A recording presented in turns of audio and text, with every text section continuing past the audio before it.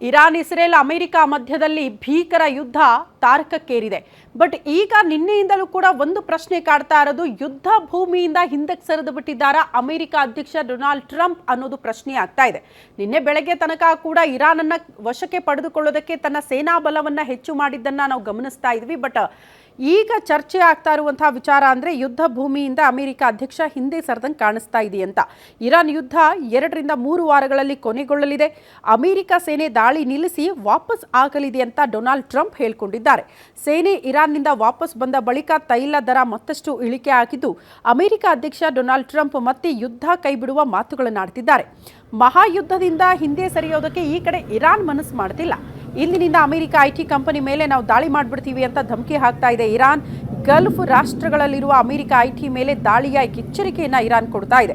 ನಮ್ಮ ನಾಯಕರನ್ನ ಗುರಿಯಾಗಿಸಿ ಹತ್ಯೆ ನಡೆಸಿದ್ರೆ ನಾವು ಸುಮ್ಮನಿರೋ ಮಾತೇ ಇಲ್ಲ, ತೀವ್ರ ಪ್ರತೀಕಾರ ತೀರಿಸ್ಕೊಳ್ತೀವಿ ಅಂತ ಇರಾನ್ ಎಚ್ಚರಿಕೆ ಕೊಡ್ತಾ ಇದೆ.